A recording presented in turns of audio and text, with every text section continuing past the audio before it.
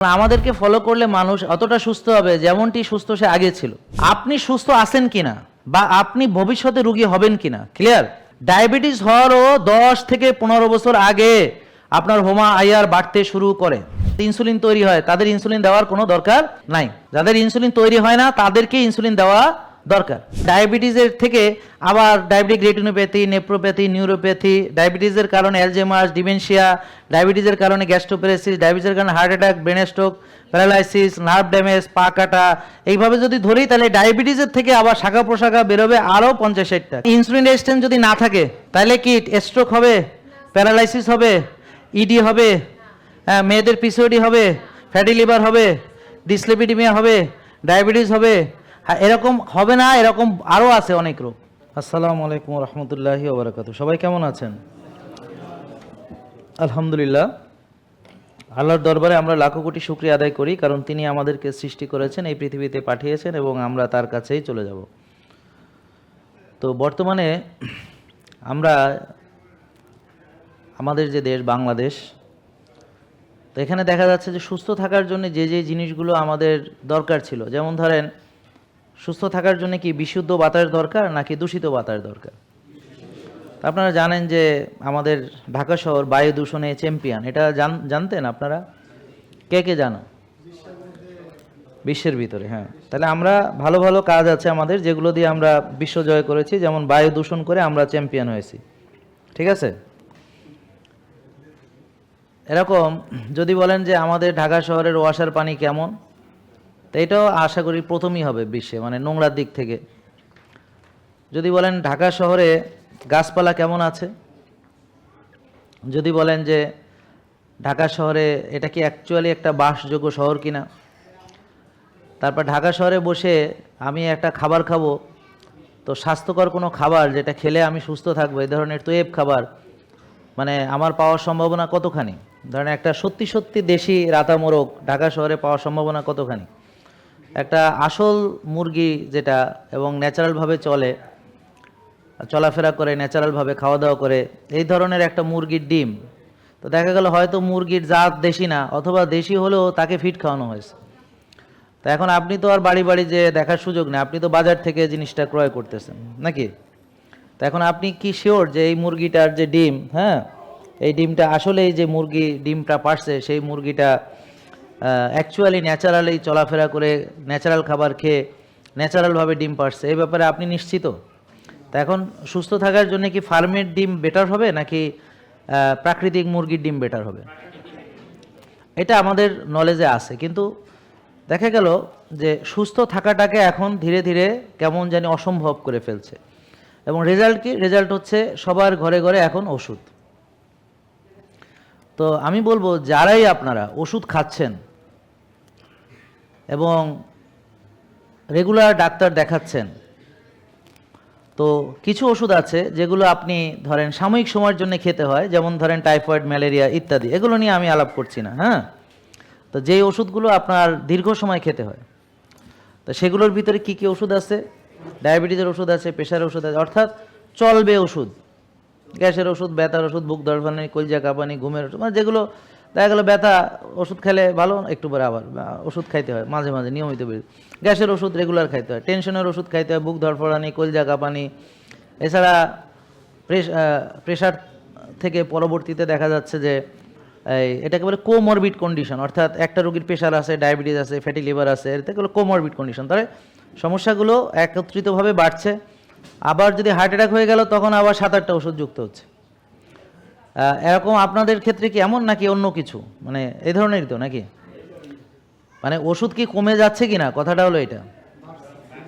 ঠিক, তো যেইভাবে চিকিৎসা করলে পরে ওষুধের সংখ্যা বাড়ে, আমরা সেই রোগগুলো থেকে ওষুধ থেকে বাঁচানোর চেষ্টা মানুষদেরকে। তাহলে আমাদের এই কর্মকাণ্ড যেটা আমরা করছি এটা কি খুব খারাপ নাকি ভালো? আচ্ছা, গুড। তো এখন কথা হলো আমরা চেষ্টা করছি, আমরা কতটুকু কি পারবো জানি না, বাট আমরা চেষ্টা করছি ওষুধ মুক্ত থাকার জন্য। তো এটা কি খুব অন্যায় কাজ? এটা তো কি অন্যায়? তাহলে আমাদের কেউ সমালোচনা কি করা উচিত, বা আমাদের নামে কটু কথা বলা উচিত? তো দেখেন আপনারা যারা আজকে এখানে এসেছেন, অনেককে তারা বাধা দিয়েছে, এই ওখানে যাইও না, এই হবে সে হবে, বলছে কি না? বলছে না? অনেক জায়গায় বাধা পাইছেন না? হ্যাঁ, তাহলে এটার কারণ কি? এখন আপনি তো তার টাকায় আসেন নাই, আপনি কি তার থেকে টাকা নিয়ে আসছেন?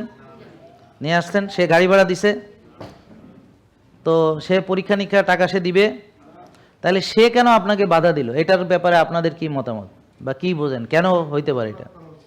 না কেন হইলো এটা, এটা নিয়ে ভাবতে হবে না। আমি বলছি আন্দোলন সংগ্রাম প্রতিবাদ যুদ্ধ তা বলিনি, বলছি আপনি কি ভেবে দেখেছেন এটা নিয়ে? আপনারা ভাবেন তো কেন তারা এটা বলছে? আপনি তার টাকায় খান না, তার টাকায় পড়েন না, আপনি এখানে আসবেন, তাতে তার প্রবলেম কি?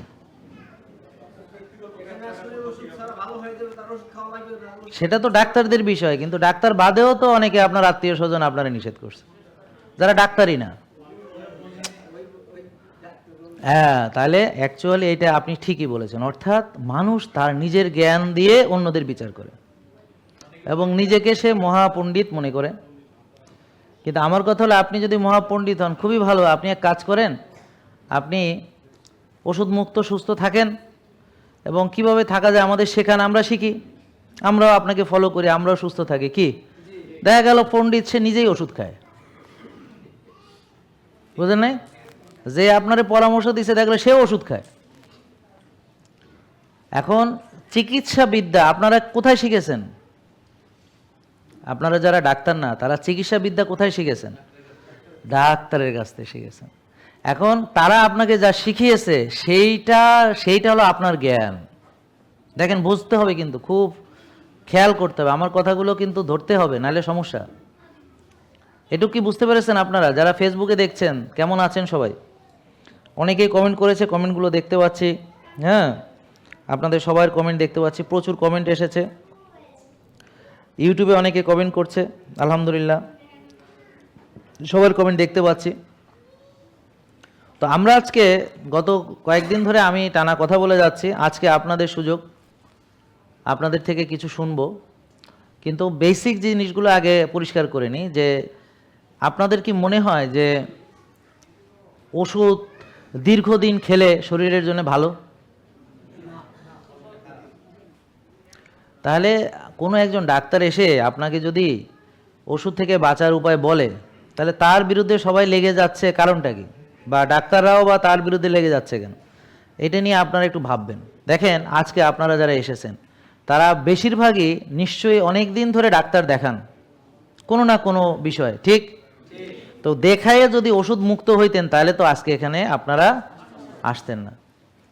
তারপরে এখানে এসেছেন কেন? যে আপনারা হয়তো জেনেছেন যে এখানে গেলে সুস্থ হতে পারবো, ওষুধ মুক্ত হতে পারবো, ঠিক? এর জন্য তো আসছেন নাকি? কাউকে হয়তো ধরে টরে পাঠাইছে কেউ না, এরকমও আছে যাদের কেউ ধরে পাঠাইছে, বিদেশ থেকে বলছে এই ওখানে যাইতে হবে, তা এখন সে পোলার থ্রেটের কারণে সে এখানে আসছে, কিন্তু সে তো এখানে এসে দেখা গেছে তারে বলে ভাত খাইতে দিবে না, তা শুই না তো আরও মন খারাপ করে। পোলারে মানুষ করলাম, তারে 2 বছর দুধ খাওয়াইলাম, আর পোলা এখন আমার রিজিক বন্ধ করে দিল, মায়ের কয় ভাত খাবা না, তো ভাত খাবো না তো আমও খাবো না, লিচুও খাবো না, এইটা কোন চিকিৎসা? তা আপনারা কি চাচ্ছেন জানেন? আপনারা চাচ্ছেন যে যেমন খুশি আমি চলবো, ডাক্তার ওষুধ দিয়ে আমারে ভালো বানাবে। যে আপনারা ভাবতেছেন যে আমি যেমন খুশি চলবো এবং ডাক্তারের কাছে ওষুধ আছে, তা আমার প্রেশার হলে ওষুধ আছে, ডায়াবেটিস হলে ওষুধ আছে। আপনাদের ভাবনাটা এরকম যে ডাক্তারের কাছে ওষুধ আছে, তা আমি যেমন খুশি চলবো আর ডাক্তার ওষুধ দিয়ে আমারে ভালো বানাবে।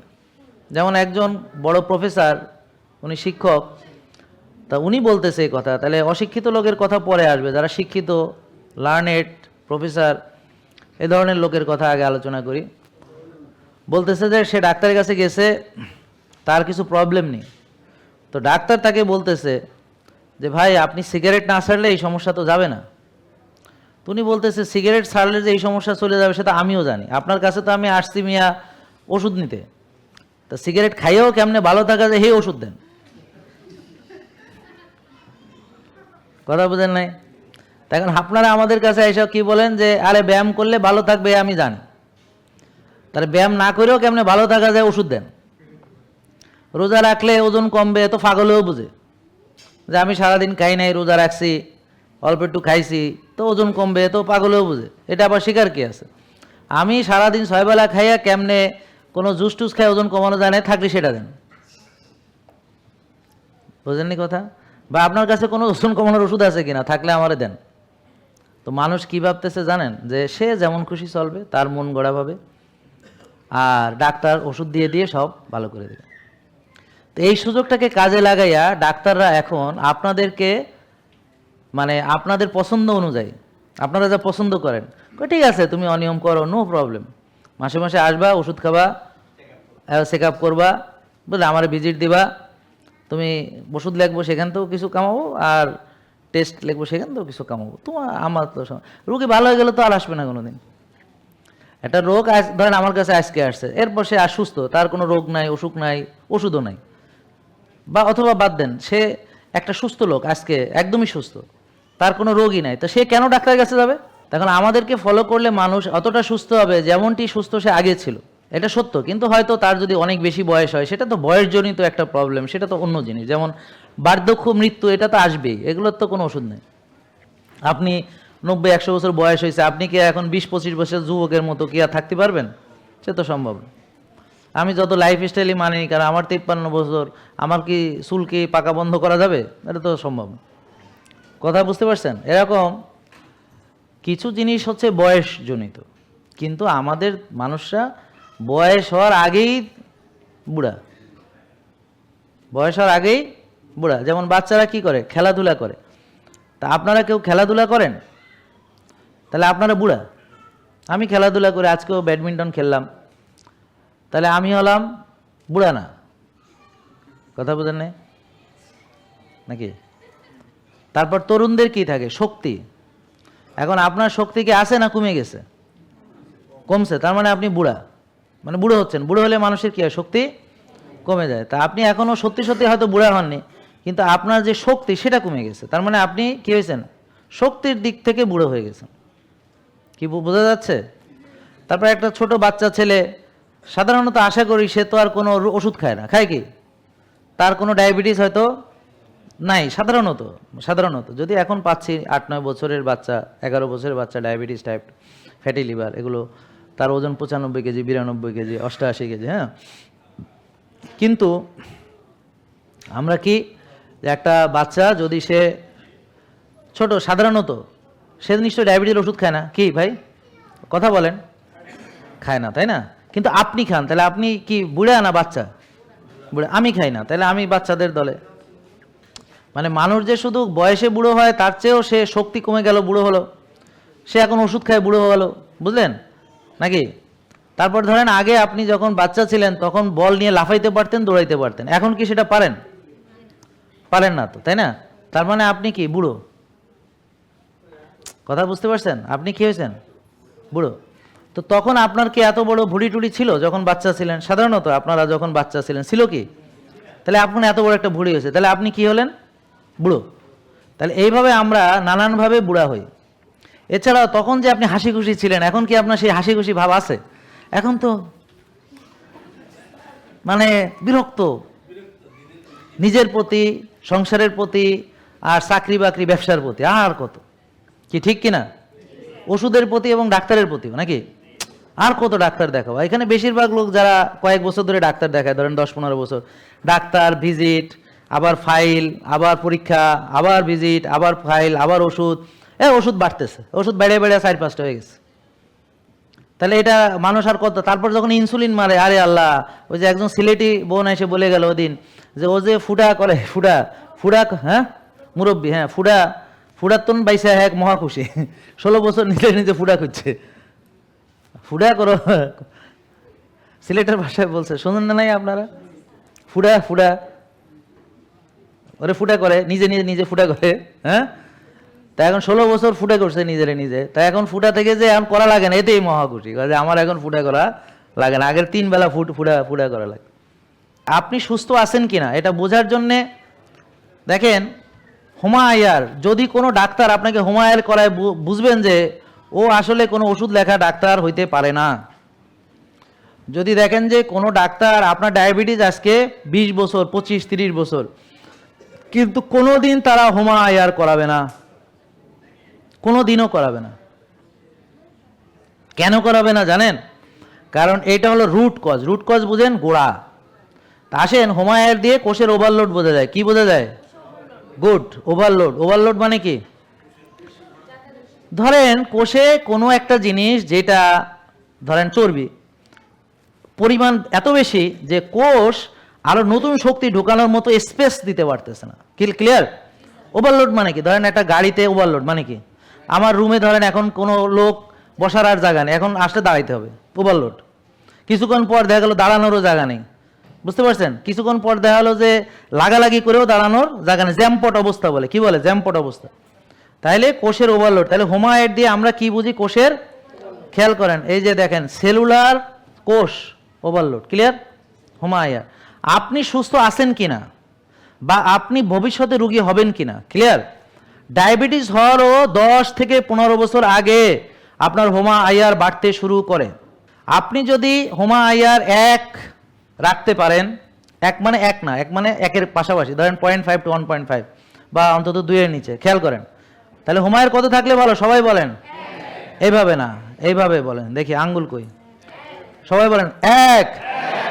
আঙ্গুল নাইকার, দেখি সবাই আঙ্গুল দেখান। এ ভাই আপনার আঙ্গুল কই? আর টুসা করেন, আমি দেখি না তো। আঙ্গুল আছে, বলেন হোমা আইআর 1। ব্যাস, এইটা মাথার মধ্যে ঢুকান। সবাইকে বলেন যে তোমার ডায়াবেটিস, তোমার হোমায়ের কত, তোমার হোমায়ের কত, ফ্যাটি লিভার, তোমার প্রেশার হোমায়ের কত। মানে তুমি যদি হোমায়ের না জানো, ফ্যাটি লিভারের চিকিৎসা করতে পারবে না, প্রেশারের চিকিৎসা করতে পারবে না, ডায়াবেটিসের চিকিৎসা করতে, ওজন কমাতে পারবে না। কারণ রুট কজ হচ্ছে হোমা আইআর। ক্লিয়ার? তাকে ইনসুলিন দিব কি দিব না, সেটা সি পেপটাইড দিয়ে টেস্ট করে দেখতে হবে। ইনসুলিন তৈরি হলে তাকে দেওয়ার কোনো দরকার নেই। কারো যদি ইনসুলিনের অভাব থাকে, তাকে ইনসুলিন দিতে হবে। আপনার কোনো ডাক্তার যারা ডায়াবেটিসের চিকিৎসা করে, আপনার যারা টাইপ 2 ডায়াবেটিস, কাউকে ইনসুলিন তৈরি হয় কিনা টেস্ট করাবে না, করাবে না। কারণ রুট কজ ধরবে না। কি ক্লিয়ার? বুঝতে পারছেন? করাবে না। আমি ওপেন চ্যালেঞ্জ দিতেছি, এই যে বারডেমকে বলছি তোমরা এখানে আসো, এসে সব দেখে যাও। তোমার যত বড় প্রফেসর আছে, আমি তোমাদেরকে খাওয়াবো, সব ঘুরে ঘুরে দেখাবো, আমাদের কর্মকাণ্ড দেখাবো, আমাদের ডেটা দেখাবো, আমার রুগীরা হোমায়ের কত ছিল, মানার পরে ভালো হয়েছে, ওষুধ মুক্ত হয়েছে, হ্যাঁ ইনসুলিন থেকে বাঁচতে পারছে। যাদের হোমায়ার মনে করেন বেশি কিন্তু সি পেপটাইড ভালো, অর্থাৎ ইনসুলিন তৈরি হয়, তাদের ইনসুলিন দেওয়ার কোনো দরকার নাই। যাদের ইনসুলিন তৈরি হয় না, তাদেরকে ইনসুলিন দেওয়া দরকার। এখন ডাক্তাররা বিজ্ঞানের নামে অন্ধ অনুমান নির্ভর চিকিৎসা করে, তার মন গড়া চিকিৎসা করে। কেন? কারণ সে একটা রোগীর ইনসুলিন তৈরি হয় কি হয় না, না দেখি তাকে ইনসুলিন দেয়, এবং বছরকে বছর দেয়। তা আমার কাছে এরকম অনেক রোগী আসছে যে 15 বছর ইনসুলিন নিত, এখন তার 1 পয়সার ইনসুলিন না, 1 পয়সার কোনো ওষুধ লাগে না, আলহামদুলিল্লাহ। এবং অনেকে আছে যাদের 16 বছর ইনসুলিন নিছে, এখন 1 পয়সার ওষুধ ইনসুলিন কিছুই লাগে না। এমনও ছিল, ওই যে আমাদের আন্টি, তোমাদের আন্টি, আমার তো আপা, হ্যাঁ, তাহলে এখন কি হলো, উনি মাসে 25-30 হাজার ওষুধ লাগতো টাকা, পা কেটে ফেলার জন্য 3 মাস সে সিএমএস এ ভর্তি ছিল, পা কেটে ফেলার কথা ছিল। আলহামদুলিল্লাহ, সে 7 বছর রোজা রাখতে দেয়নি তাকে, তার ছেলে ডাক্তার, এবং আমাকে ফলো করতে যে তার ছেলের সাথে তার ফাইট করা লাগছে। ডায়াবেটিসের থেকে আবার ডায়াবেটিক রেটিনোপ্যাথি, নেপ্রোপ্যাথি, নিউরোপ্যাথি, ডায়াবেটিসের কারণে অ্যালজেমার্স, ডিমেনশিয়া, ডায়াবেটিসের কারণে গ্যাস্ট্রোপ্যারেসিস, ডায়াবেটিসের কারণে heart attack, brain stroke, paralysis, nerve damage, পা কাটা, এইভাবে যদি ধরি তাহলে ডায়াবেটিসের থেকে আবার শাখা প্রশাখা বেরোবে আরও 50-60টা। কি কন? ঠিক আছে, বুঝেন নাই কথা নাকি? বুঝেন নাই মনে? গিরা ব্যথা, মাজা ব্যথা, হাড় ক্ষয়, হ্যাঁ এরকম ডিস্ক প্রোলাপস, ডায়াবেটিসের কারণে। ডায়াবেটিসের রোগী তো রক্ত চিনি বেশি, এই চিনি যখানে যাবে সেটা শেষ করবে, সিরিশিরা হবে সব, মানে ঘুন পোকা। এই বুঝতে পারছেন? তাহলে আপনার রক্তের অতিরিক্ত যে চিনি, এই চিনিযুক্ত রক্ত, আপনি চিনি যেখানে দেখবেন পিঁপড়া সেখানে, চিনি যেখানে দেখবেন কি বুঝেন নাই কথা? বুঝতে পারছেন? তা এখন আমি সাধারণ মানুষকে বোঝানোর জন্য সাধারণ ভাষায় কথা বলছি। জিনিসটা এরকম না। জিনিসটা হয়তো আপনি বলে গ্লাইকেলেটেড, হিমোগ্লোবিন গ্লাইকেলেটেড হয় যে প্রক্রিয়াগুলোতে, তারপর অ্যাডভান্স গ্লাইকেলেটেড এন্ড প্রোডাক্ট কীভাবে তৈরি হয়, তারপর রিঅ্যাক্টিভ অক্সিজেন এক্সপ্রেসিস কীভাবে তৈরি হয়, আমি এগুলোর মেকানিজম জানি। কিন্তু এগুলো বুঝাইয়া বা এগুলো বুঝাইতে যাইয়া আপনার মাথা নষ্ট করা, এটা আমার কাজ না।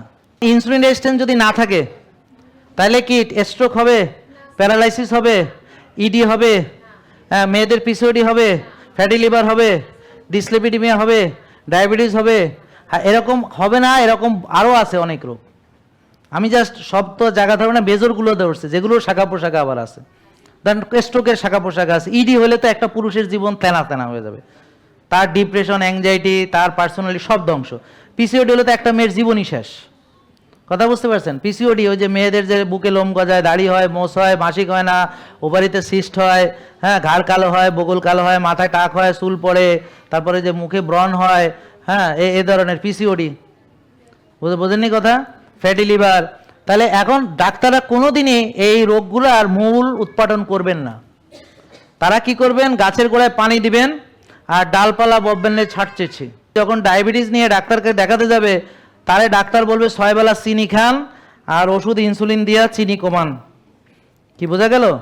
তো ডাক্তাররা কিসের চিনির চিকিৎসা দেন? দেখেন, এইটা হলো বারডেমের বই, যেটা কিনা আমি, এটা বইটা বারডেমের, এবং বেশিরভাগ ডাক্তাররা তাকে, আপনাদের এই বই চেনেন কে কে? হাত তোলেন, হাত তোলেন যারা চেনেন। আচ্ছা, বলেন ডায়াবেটিস নিয়মিত করার জন্যে এর চেয়ে ভালো পরামর্শ আর হতে পারে না। বলেন একটা ডায়াবেটিস রোগীকে, কথা বলেন, একটা ডায়াবেটিস রোগীকে ডায়াবেটিস হিসাবে পোষার জন্যে, আরো অনেক রোগের রোগী বানানোর জন্যে এর চেয়ে ভালো পরামর্শ হইতে পারে না। কি বুঝতে পারছেন? তো ধরেন আপনি গেছেন ডায়াবেটিস নিয়ে, যে আমি ডায়াবেটিস ভালো হওয়ার জন্য ডাক্তার দেখাইতে গেছি, ঠিক আছে? ডাক্তার আপনারে কি বলবে? 6 বেলা চিনি খান। আরে ভাই, আমার চিনি বেশি, আবার 6 বেলা চিনি খাবো? এই বইয়ে লেখা আছে সকালে রুটি খান। রুটি মানে কি? 3টা পাতলা রুটি, তারপর ডিম খান, কুসুম ফালাইয়া দেন, মানে দোষ কুসুমের।